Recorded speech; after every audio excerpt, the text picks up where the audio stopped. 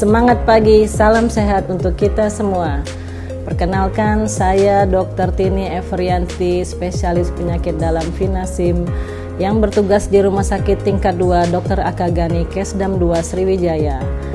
Perkenankan, kali ini saya akan menjelaskan mengenai leukemia ataupun kanker darah.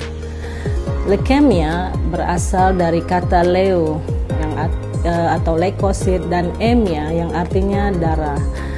Pada leukemia terjadi peningkatan sel darah putih yang berlebihan. Bagaimana terjadinya peningkatan sel darah putih berlebihan ini? Pada tubuh kita terdapat 3 jenis sel darah, yaitu sel darah merah atau eritrosit, sel darah putih atau leukosit, dan keping darah atau trombosit.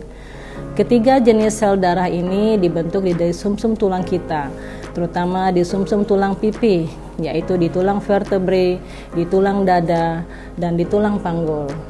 Nah, harusnya ketiga sel darah tersebut dibentuk secara seimbang di sumsum tulang kita. Tapi pada orang yang mengalami leukemia terjadi gangguan pertumbuhan leukosit.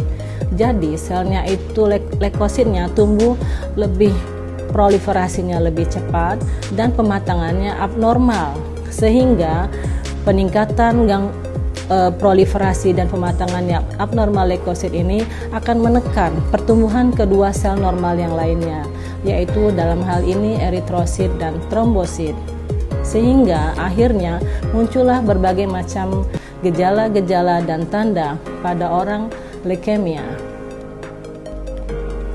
Apa yang mengakibatkan sampai orang mengalami terjadi leukemia? Bisa dikarenakan yang pertama adalah paparan zat radiasi yang berasal dari sinar X.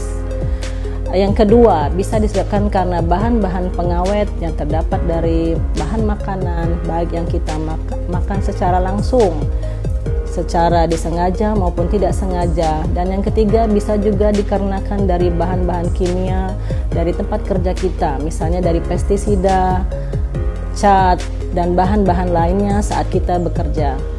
Leukemia sendiri terbagi menjadi 2 macam, yaitu leukemia akut dan leukemia kronik. Dibaginya akut dan kronik ini berdasarkan pada gangguan kematangan sel leukosit tersebut. Kalau gangguannya terjadi pada tahap awal dari kematangan leukosit, itu disebut dengan leukemia akut, di mana nanti pada gambarannya akan kita dapatkan sel blast yang banyak dan selnya ukurannya lebih besar. Sedangkan pada leukemia kronik akan gangguannya itu pada tahap yang lebih lanjut dari pematangan leukosit, sehingga didapatkan gambaran sel yang lebih kecil. Gejala dan tanda pasien leukemia bisa kita dapatkan sebagai berikut. Yang pertama dikenal dengan 3P. 3P itu adalah panas, perdarahan, dan pucat. Pada pasien leukemia akan kita dapatkan suhu tubuh yang demam, di mana suhu tubuh yang normal antara 36 sampai dengan 37. Pada pasien leukemia suhunya bisa mencapai lebih dari 37. Demam ini disebabkan karena daya tahan tubuh yang turun, karena leukosit yang terdapat di tubuhnya adalah leukosit yang abnormal. Jadi walaupun leukositnya sangat tinggi, tetapi fungsinya tidak bagus, sehingga pasien akan mudah mengalami demam karena daya tahan tubuhnya yang turun. Yang kedua, izin Bapak kita buka kacamatanya. Yang kedua, kita akan mendapatkan pasiennya pucat. Kita bisa lihat dari kelopak matanya yang pucat, kemudian dari tangannya yang pucat, dan juga dari ujung-ujung jarinya yang terlihat pucat. Hal ini disebabkan karena penurunan produksi hemoglobin, karena gangguan produksi eritrosit di sumsum tulang tadi, sehingga HB pasien akan rendah.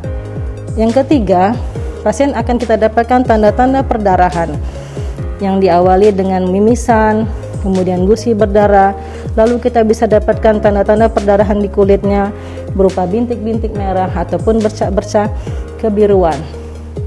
Hal ini disebabkan karena gangguan pembekuan darah, karena trombosit tubuhnya yang kurang, dikarenakan tertekan oleh pertumbuhan leukosit di sumsum tulang tadi. Apa pemeriksaan penunjang yang dapat kita lakukan untuk mendeteksi adanya leukemia? Yang pertama adalah dari pemeriksaan darah rutin, kita akan mendapatkan HB yang rendah karena adanya anemia. Yang kedua, kita akan mendapatkan leukosit yang rendah di bawah 10.000 karena gangguan produksi leukosit yang normal atau bahkan berlebihan lebih dari 100.000. Dan yang ketiga, trombosit yang rendah di bawah 100.000. Hal ini dikarenakan produksi trombosit yang rendah atau bahkan berlebihan bisa sampai lebih dari 100.000 tergantung kepada jenis leukemianya. Pemeriksaan canggih lainnya yang bisa kita lakukan untuk mendeteksi adanya leukemia adalah pemeriksaan sitogenik dan sitokimia. Salah satunya untuk mendeteksi adanya kromosom BCR ABL seperti yang terjadi pada pasien CML atau leukemia mielositik kronik. Pemeriksaan lainnya yang bisa kita lakukan untuk mendeteksi adanya leukemia adalah dengan memeriksa USG abdomen, di mana kita akan mendapatkan pasien dengan pembesaran limpa dan kemudian juga adanya pembesaran hepar ataupun liver. Bagaimana pengobatan yang bisa kita lakukan pada pasien leukemia? Meliputi pengobatan definitif, yaitu berupa kemoterapi sesuai dengan kondisi leukemia yang dialami pasien, dan juga pengobatan suportif, baik itu memperbaiki keadaan umum pasien, keadaan gizinya, dan memperbaiki kondisi sel darahnya, baik itu dengan melakukan transfusi trombosit maupun eritrosit. Mari kita cegah leukemia ini dengan menjaga pola hidup sehat dan menghindari